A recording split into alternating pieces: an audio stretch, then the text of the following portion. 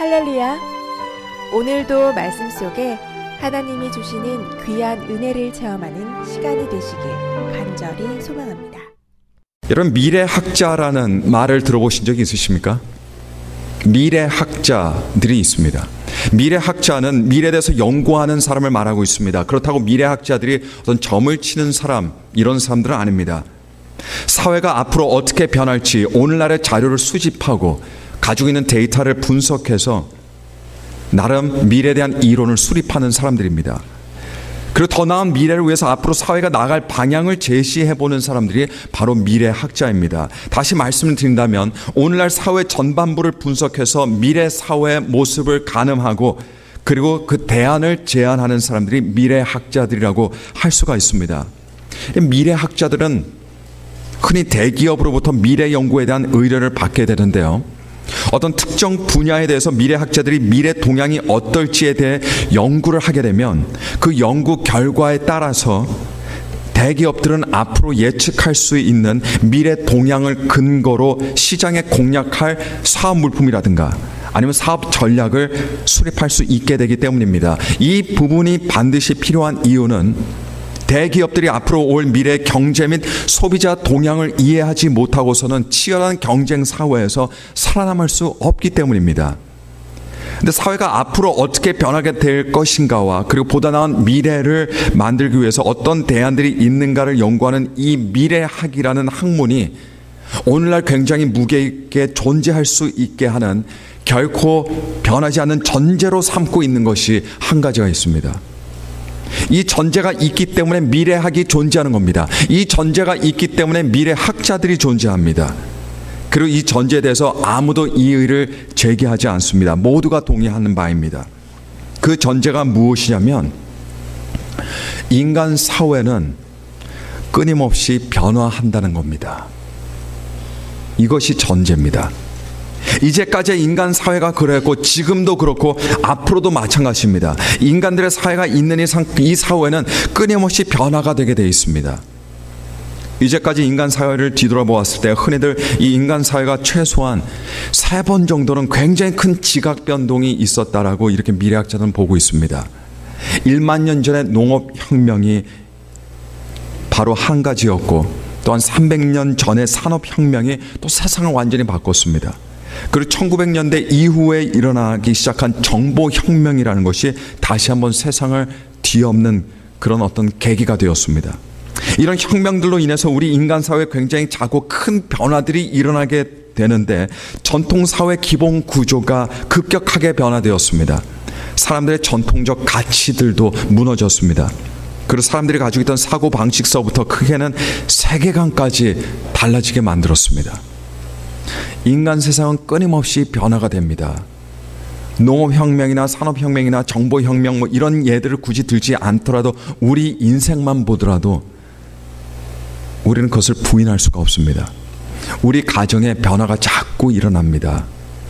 아이들은 점점 커지고 부모들은 점점 연로해지는데 여러분 이것이 변화입니다.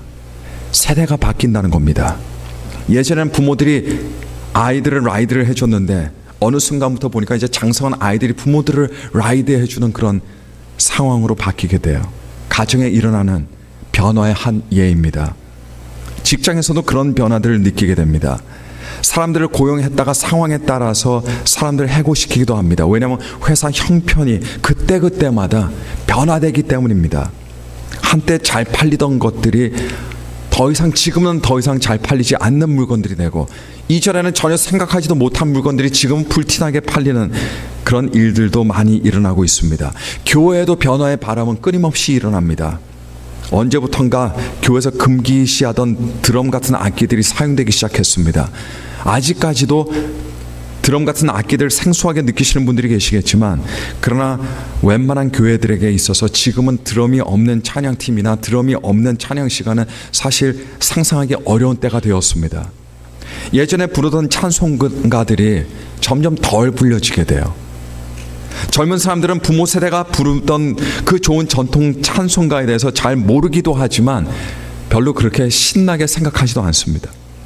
반면에 전통 찬송가들이 한참 불려질 당시에 그때 예수님을 알고 그때 교회를 다녔던 많은 분들, 찬송가를 통해서 은혜 받았던 분들, 연세 드신 분들은 전통 찬송가가 별로 불려지지 않는 요즘 예배 시간, 찬양 시간이 되면 뭔가 좀 굳어지는 그런 경향이 있습니다.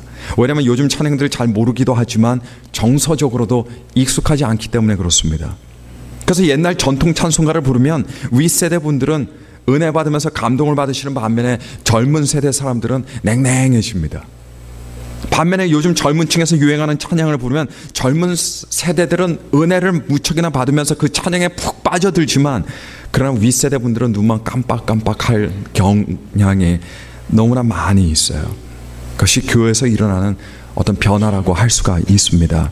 며칠 전에 한국에 계시는 한 분에게서 문자 연락을 받았습니다. 그분이 보내신 문자를 보니까 지금 현재 서울에 동성애 축제가 열리고 있다고 하면서 어떻게 이런 일이 일어날 수 있냐, 이렇게 한탄하시는 문자였어요. 과거에만 하더라도 꿈도 꾸지 못하는 그런 일들이 오늘날에는 이제 공공연하게 이루어집니다. 이것 또한 사회의 한 변화의 예라고 할 수 있습니다. 사람들의 사회는 끊임없이 변합니다. 근데 문제는 모든 사람들이 그 변화되는 사회 속에 일원이 되어 살아가는 것이 문제입니다. 그 변화를 사람들이 다 쫓아가지 못합니다. 어떤 사람들은 아예 포기해버리고 맙니다.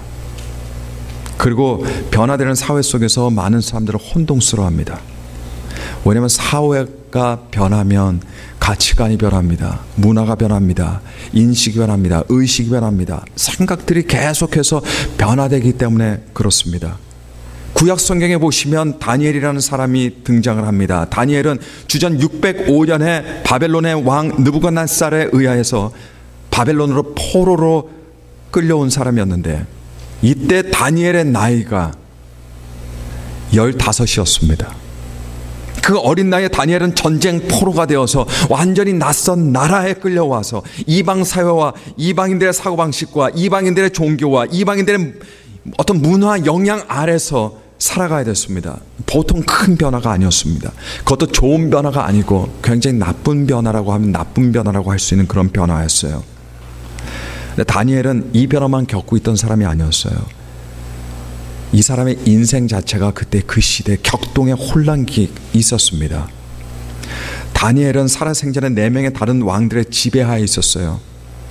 2사람은 바벨론 왕 느부갓네살과 벨사살 왕이었고, 또 한 사람은 바벨론 멸망 이후에 권력을 잡게 된 메대 사람 다리오였습니다. 마지막 왕은 또 다른 바사 왕인 고레스였습니다.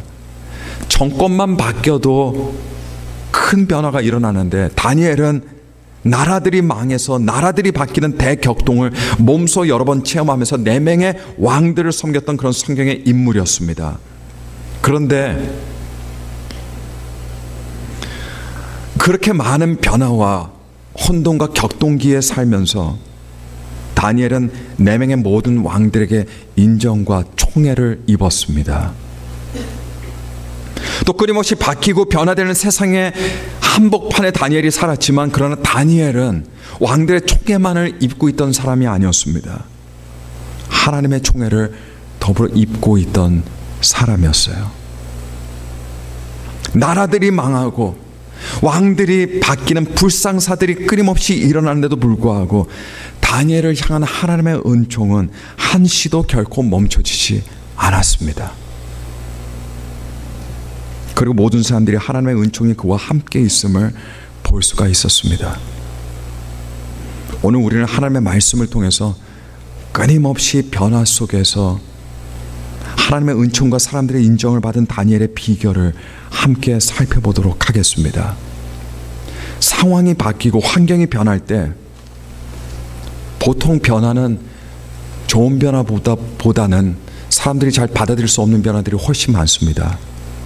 왜냐하면 사람들은 변화 자체를 별로 좋아하지 않기 때문에 그렇습니다. 아무리 변화를 외치는 사람도 사실은 변화를 좋아하지 않습니다. 이런 말이 있습니다. 변화를 좋아하는 사람은 이 땅에 단 한 부류의 사람들 뿐이다. 그 부류는 누구냐? 기저귀에 똥 싼 아기들이라고, 이런 이야기가 있습니다. 그런 아기들만 그런 변화를 좋아할 뿐이지 다른 사람들은 변화를 좋아하는 사람들이 그만큼 없다는 거예요. 다니엘도 마찬가지였습니다. 격동하는 역사 한복판에서 많은 변화를 겪으면서 나라들이 망하는 것들을 보면서 왕들이 바뀌는 것을 보면서 그러나 다니엘이 여전히 하나님의 은혜 속에 살 수 있었던 비결은 다니엘서 1장 8절에 나와 있습니다. 다니엘서 1장 8절을 보니까 이렇게 기록합니다.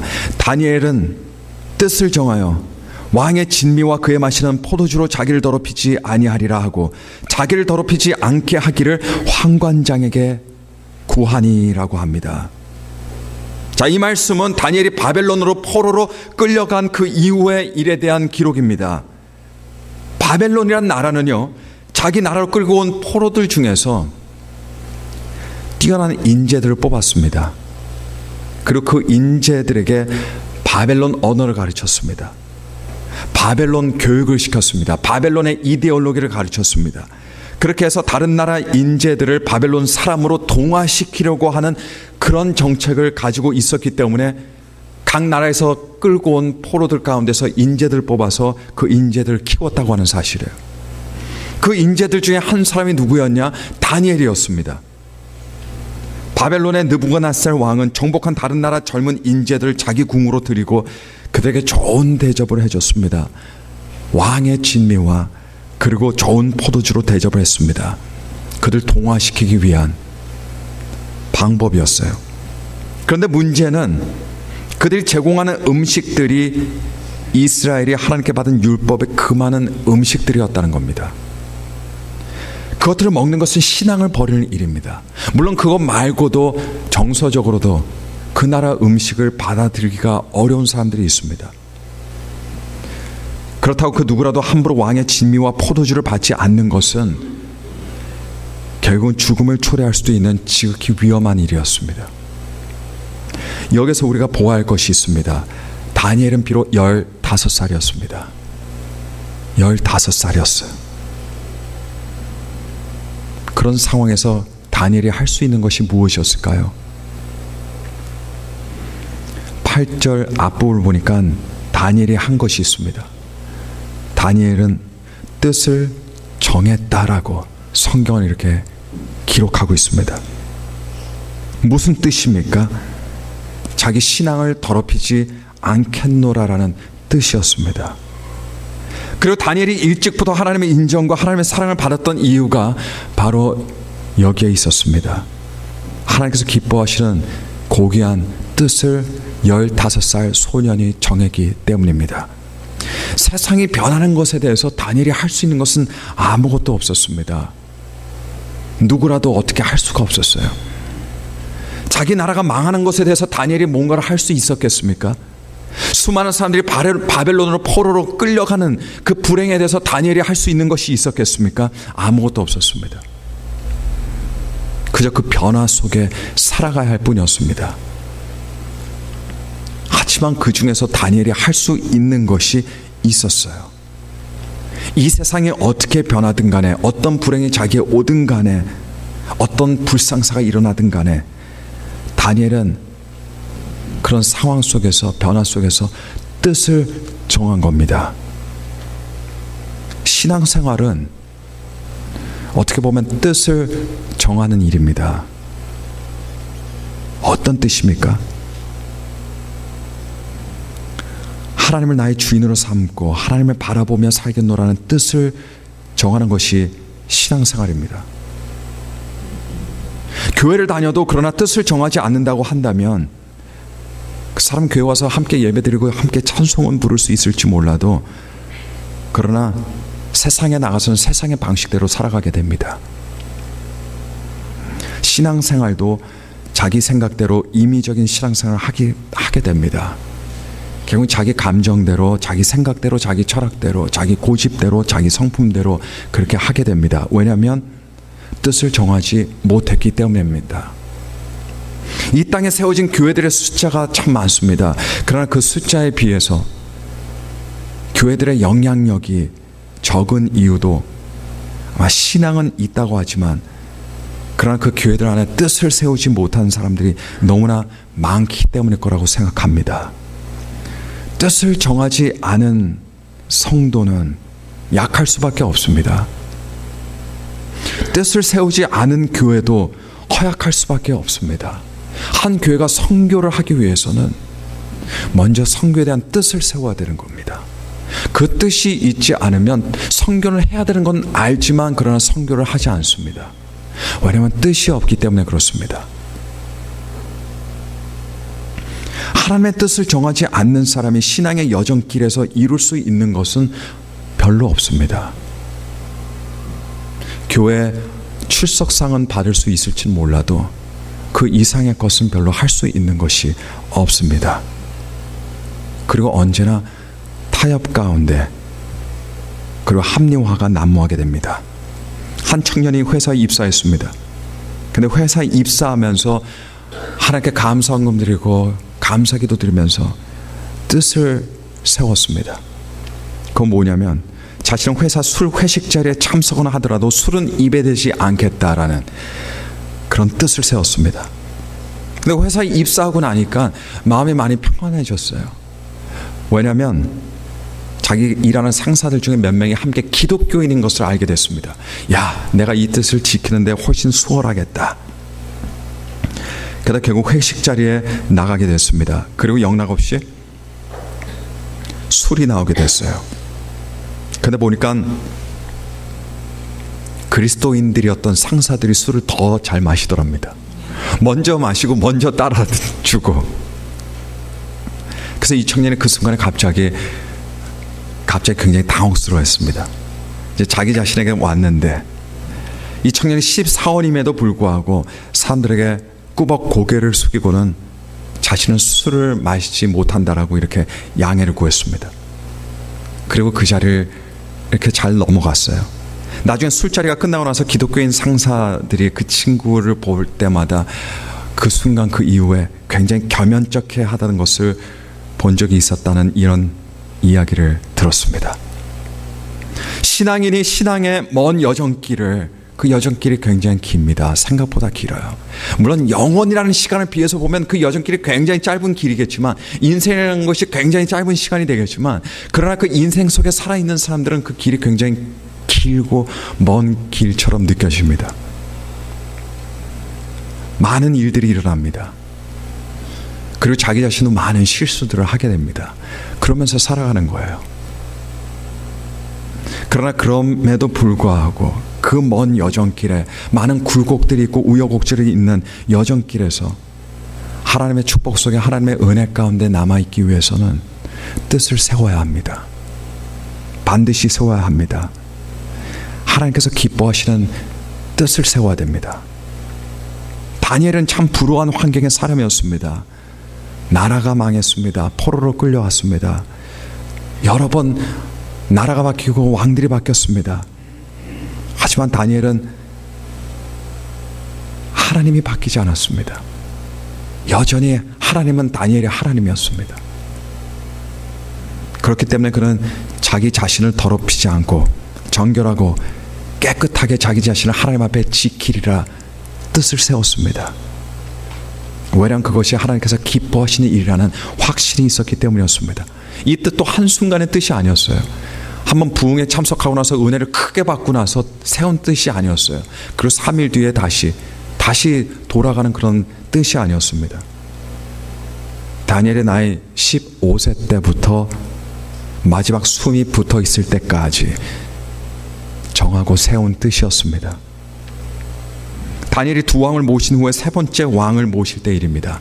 나라가 또 한번 바뀌었어요. 세상은 여전히 정신없이 변화가고 있었습니다. 바벨론이라는 나라가 망하고 메데라는 도시국가가 그 넓은 바벨론 영토를 다스리게 되었습니다. 이때 왕이 다리오입니다. 이때도 이전처럼 다니엘은 왕의 인정을 받아서 나라를 위해서 세워진 3명의 총리들 중에 한 사람으로 지명되어서 중요한 책무를 맡아 일을 하고 있는데 다니엘이 다른 사람들의 미움과 시기를 받게 되었습니다. 권력의 중심에 서 있다 보니까 누구라도 쉽게 적들이 만들어지고 미움과 시기를 받기가 쉬워집니다.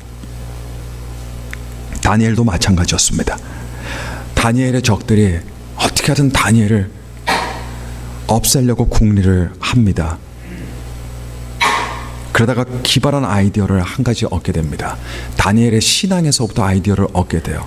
30일 동안 누구라도 왕 외에 다른 사람이라든가 다른 신들이라든가 누구든지 경배하는 사람이 있다면 그 사람을 사자굴에 넣겠다는 이 조서를 통과시켜서 그것을 온 세상에 반포를 했습니다. 다니엘이 이 조서를 모를 리가 없습니다. 왕 외 그 누구에게라도 기도하면 사자굴에 던져지게 될 것이라는 것을 알았습니다. 하지만 다니엘은 여전히 늘 하던 대로 자기 집 윗방에 창문을 열고 하루 3번씩 무릎을 꿇고 기도했습니다. 자기 망한 나라를 위해서 기도했을 테고, 그리고 자기가 지금 섬기고 있는 왕을 위해서 기도했을 테고, 자기가 가지고 있는 일을 위해서 기도했을 테고, 이 조서를 위해서도 기도했을 겁니다. 이것을 다니엘을 해하려고 하던 사람들이 보고 그 즉시로 다니엘을 붙들었습니다. 다니엘의 목숨이 많았던 것이 아니에요. 다니엘에게도 우리 모두처럼 목숨이 단 하나였습니다. 단 한 인생이었습니다. 그 인생, 다니엘에게도 자기 자신에게 굉장히 귀하고 소중한 인생이었습니다. 그러나 그럼에도 불구하고 다니엘은 하루에 3번 기도하기를 그치거나 포기하지 않았습니다. 주님을 섬기는 일을 그만두지 않았습니다. 왜냐하면 다니엘에게는 정한 뜻이 있었기 때문이었습니다. 그 뜻은 자기 잘되기 위한 뜻이 아니었어요. 하나님의 사람으로 하나님께서 기뻐하시는 아름답고 높은 뜻이었습니다. 때로 하나님의 사람들은 하나님께서 기뻐하시는 뜻을 정했기 때문에 그래서 어려움을 겪게 되는 일들이 종종 일어나게 됩니다. 다니엘도 마찬가지입니다. 사실 다니엘이 정한 뜻이 아니었다면, 그 뜻만 아니었다면요, 다니엘은 사자굴에 던져질 일은 없었습니다. 다니엘이 정한 그 뜻 때문에 다니엘은 사자굴에 던져졌습니다. 하지만 다니엘은 별로 신경 쓰지 않았어요. 왜냐하면 그의 뜻이 자기가 믿음 가운데서 세운 뜻이었기 때문입니다.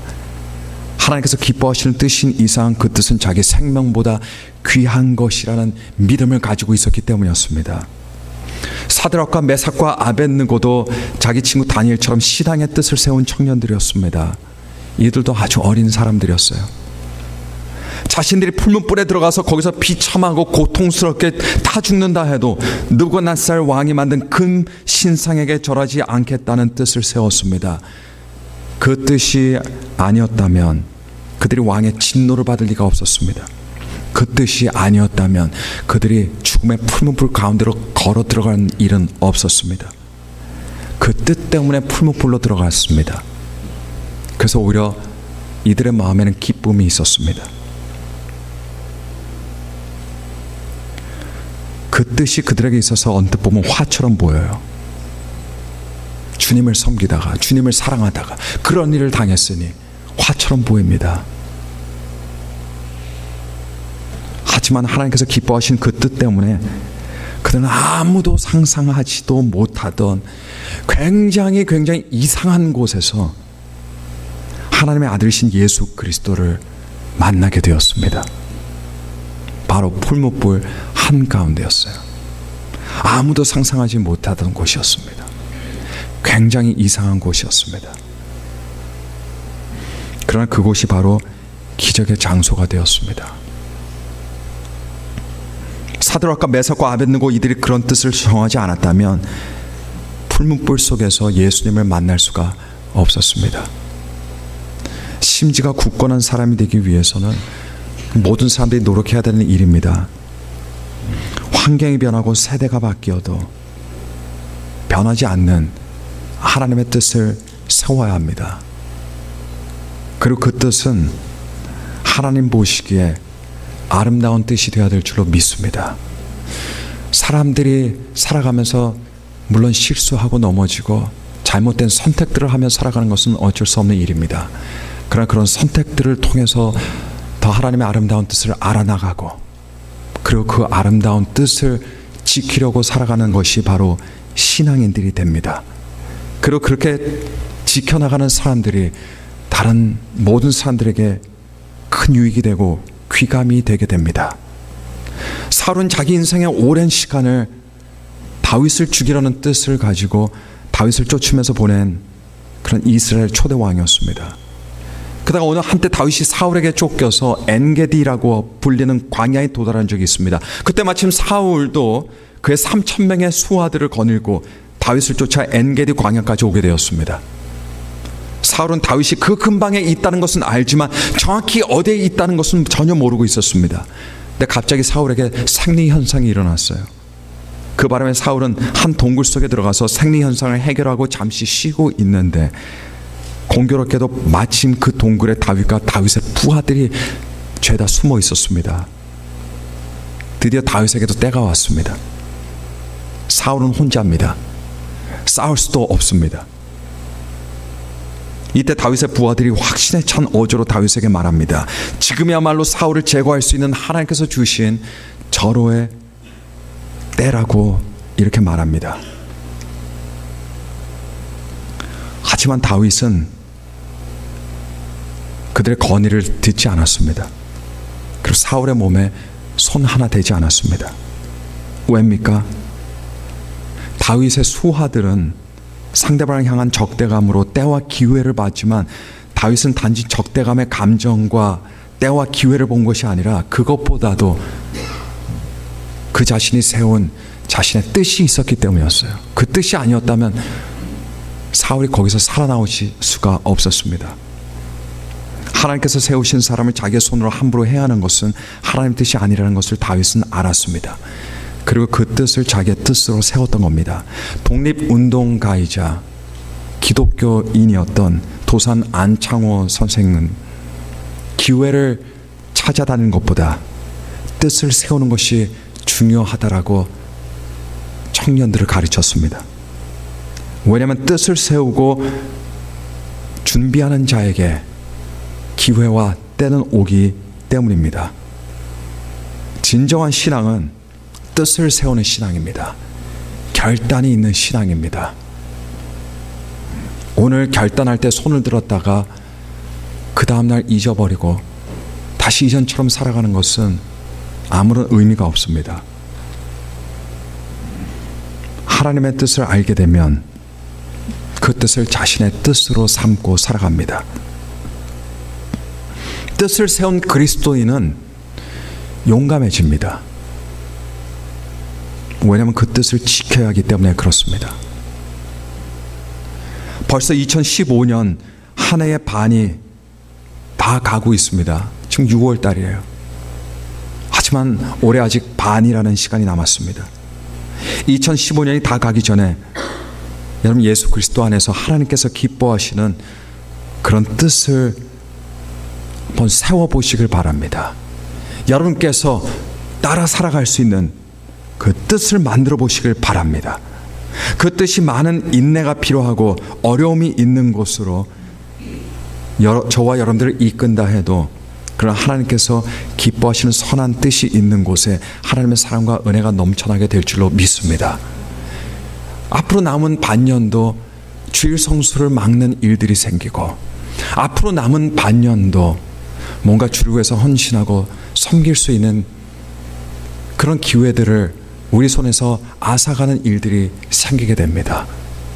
우리로 하여금 하나님의 길을 걷게 한 장애물들은 끊임없이 생기게 되어 있습니다. 그리고 우리는 오히려 빨리 변화되는 그 이 변화 속에서 오히려 우리가 우리의 위치 감각을 잃어버릴 때가 있습니다.